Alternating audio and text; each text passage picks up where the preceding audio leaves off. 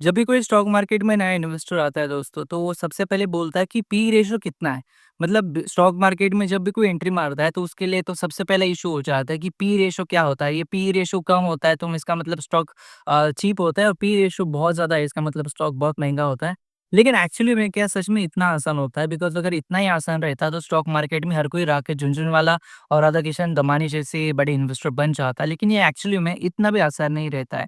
आज के इस वीडियो में मैं इस पी रेशियो के बारे में ही बात करेंगे। मैं आपको कुछ ऐसे मिथ्स है पी रेशियो को लेकर, उनके बारे में डिस्कशन करूँगा। उनकी रियलिटी क्या है, इसके बारे में भी थोड़ा-सा बात करेंगे। वीडियो को मैं स्टार्ट करूँ उससे पहले चैनल के ऊपर आप पहली बार आए हो, मुझे पहली बार देख रहे हो, तो मेक श्योर कीजिए चैनल को आप सब्सक्राइब करो।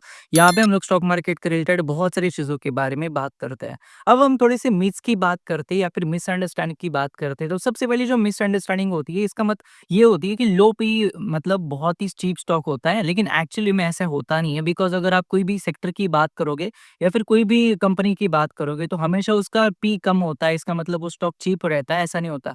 इसका रीज़न क्या है? इसका रीज़न बहुत सिंपल है दोस्तों। कोई कुछ सेक्टर्स ऐसे होते हैं जहाँ पे स्टॉक मार्केट उनको वैल्यूएशन ज़्यादा नहीं दे पाता है, या फिर उनके वैल्यूएशन ज़्यादा नहीं रहते। जैसे for example PSU bank. PSU bank के पीज़ आपको 60-70 के आस-पास नहीं देखने के लिए मिलेंगे।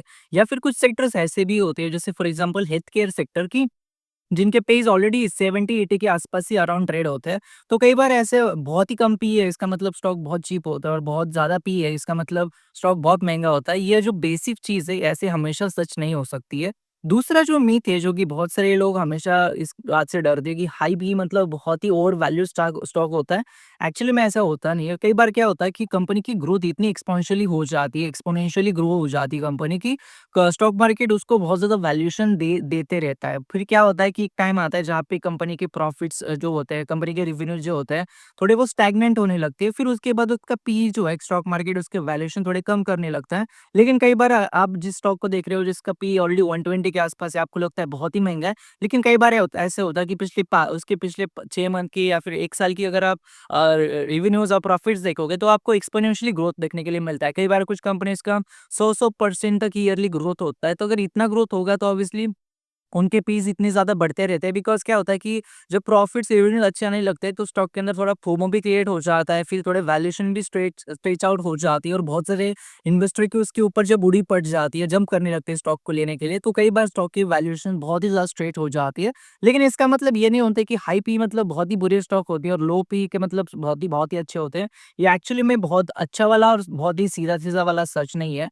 तीसरा जो मीथ है दोस्तों, वो बहुत सारे लोगों का ये होता है कि पी रेशियो जो है वो यूनिवर्सल मेट्रिक है। मतलब पी रेशो देखा तो सब कुछ देखा, उसके बाद हमें किसी भी चीज़ की ज़रूरत नहीं है। लेकिन एक्चुअली में ऐसे होता नहीं है। बिकॉज़ अगर आप सिर्फ़ पी रेशो देखोगे, तो आप ऐसे स्टॉक के अंदर फँस सकते हो जहाँ पे ज़्यादातर इन्वेस्टर की जंप नहीं आती, ज़्यादा इन्वेस्टर इंटरेस्टेड नहीं रहते, या फिर ऐसे सेक्टर्स जहाँ पे ज़्यादा हलचल नहीं हो रही है, गवर्नमेंट पे फ़ोकस नहीं है, उनके वैल्यूएशन ऑलरेडी कम है। अगर आप ऐसे कम पी वाले स्टॉक में इन्वेस्टेड रहना चाहते हो, तो आपकी वैल्यूएशन बढ़ने के लिए, आपकी रिटर्न्स बनने के लिए उस स्टॉक को रन अप भी लगाना पड़ेगा। अगर वो स्टॉक वही के वही रह रहा है, या फिर जाए वहाँ से भी नीचे जा रहा है, तो कहीं न कहीं एज़ ए इन्वेस्टर आपके लिए ये बहुत ही नेगेटिव पॉइंट होता है। तो हमेशा इस बात से निकलो कि पी रेशो देखा मतलब सब कुछ देखा, उसके बाद हमें कोई भी मैट्रिक देखने की ज़रूरत नहीं होती। एक्चुअली में ये हमेशा सच नहीं होता। चौथा जो मिथ होता है, ये होता है कि अ, ऐसी कोई अगर कोई कंपनी है जिसका कोई अर्निंग्स नहीं है, इसका कोई पी रेशियो भी नहीं हो सकता। एक्चुअली में ऐसा नहीं होता। अगर स्टॉक की कोई अर्निंग नहीं है, तो उसका पी हमेशा आपको ज़ीरो नहीं मिलेगा, आपको नेगेटिव में भी मिल सकता है। और इसको बहुत ज़्यादा लोग मिथ के अंदर लेते हैं कि नेगेटिव कैसे हो सकता है? देखो भाई, अगर कोई कंपनी लॉस कर रही है, तो उसका पी नेगेटिव होगा। बिकॉज़ अगर उसकी अर्निंग्स ही नहीं है, तो उसके डिनोमिनेटर के अंदर बहुत ही बड़ी वैल्यू आ जाएगी। तो कहीं न कहीं उसके बाद आपकी जो रिटर्न्स है, आपकी जो पी रेशियो है, वो आपको नेगेटिव के अंदर ही देखने के लिए मिलेगी।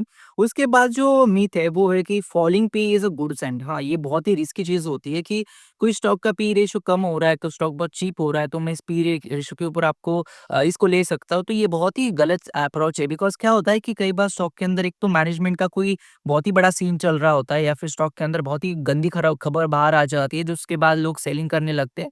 फिर हेवी सेलिंग होने के बाद स्टॉक जब नीचे जा रहा है, तो उसका पी रेशियो भी नेगेटिव में आ जाता है। और कई बार क्या होता है, लोगों को वो चीज़ें कैच अप नहीं होती। लोग ऐसा लगता है कि हाँ, मैं 2 साल पहले इस स्टॉक को देख रहा था, अब इसका पी नीचे आ रहा है, तो ऑब्वियसली ये अच्छा स्टॉक है, मतलब ये इस लेवल के ऊपर मैं ले सकता हूँ। लेकिन ये हमेशा सच नहीं होता। बिकॉज़ कोई स्टॉक के अंदर अगर बहुत ही हेवी सेलिंग हो रही है, स्टॉक की प्राइस नीचे जा रही है, तो it's like a falling knife. आप फॉलिंग फॉलिंग नाइफ को अगर आप कैचअप करने की कोशिश करोगे तो आपके भी हाथ कट सकता है। तो वो चीज़ आपको एज़ ए इन्वेस्टर थोड़ी सोचनी चाहिए कि स्टॉक का पी नीचे जा रहा है, इसका मतलब स्टॉक बहुत अच्छा है, ऐसा नहीं है। कई बार होता है कि कुछ चीज़ें आपको पता होती है, आप उसको नज़रअंदाज कर देते हो, या फिर कुछ चीज़ें आपको पता भी नहीं होती, इस वजह से भी कई बार आप ऐसे स्टॉक में फँस सकते हो। तो just don't fall the falling P वाले स्टॉक, बिकॉज़ ये बहुत बहुत गंदा अप्रोच है। उसके बाद जो अगला मीथ है वो है कि पी रिफ्लेक्ट्स ऑल रिस्क। बहुत सारे लोगों को ये बहुत कंफर्ट ज़ोन आ जाता है कि पी रेशियो 10 है इसका, तो इसमें क्या ही गिरावट होगी, लेकिन एक्चुअली होता नहीं है।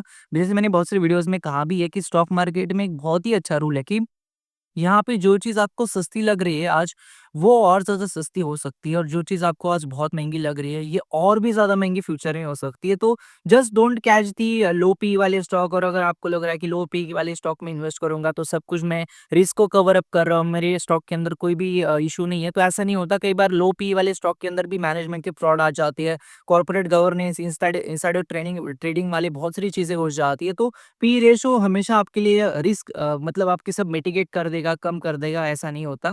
और उसके बाद जो अगला मिथ है वो है कि historical P is a reliable guide. बहुत सारे लोगों को लगता है कि इसका जो हिस्टोरिकल वाला पी है, ये बहुत ही हम इसके ऊपर रिलाई कर सकते हैं, ऐसा नहीं होता। कई बार क्या होता है कि स्टॉक एक टाइम था जहाँ पे उसके वैल्यूएशन काफ़ी ज़्यादा थी, तो कहीं आपको लगता है कि हाँ, इसके वैल्यूएशन उस टाइम पे 80 पी के आसपास थे, आज की डेट में ये 20 के पी के ऊपर मिल रहा है, तो बहुत अच्छी बात है।